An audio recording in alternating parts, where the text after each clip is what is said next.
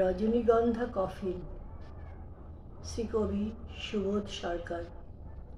তোমাকে আমরা বাঁচাতে পারিনি দামিনী। সারা দেশ জুড়ে আমরা কেঁদেছি, সারা দেশ জুড়ে আমরা ফুঁসেছি। ভারত রাষ্ট্র বাঁচাতে পারিনি তোমাকে। জনজোয়ারের চাপে মাথা নত করেছে অশোক স্তম্ভ। দেশের বাইরে পাঠিয়ে ফেরত আনতে পারিনি, ফেরত আনতে পারিনি তোমাকে দামিনী। ফেরত এসেছে রজনীগন্ধা কফিন, ফেরত এসেছে আমার ভারত কন্যা।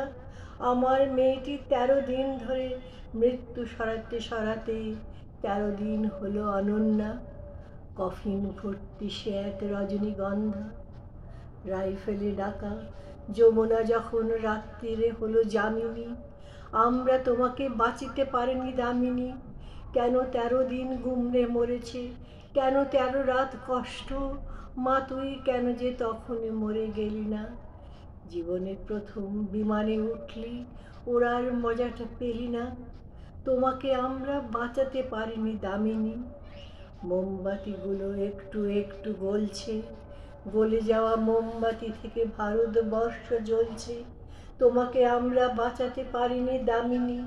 তোমাকে আমরা মারতে পারিনি দামিনী। আমরা দেখছি দামিনী নামের জনজোয়ারকে দেখছি। হাজার হাজার মেয়েরা আজ রাস্তায় এসে দাঁড়ালো। তুমি যে তাদের আগুন দামিনী, তুমি যে তাদের আলো।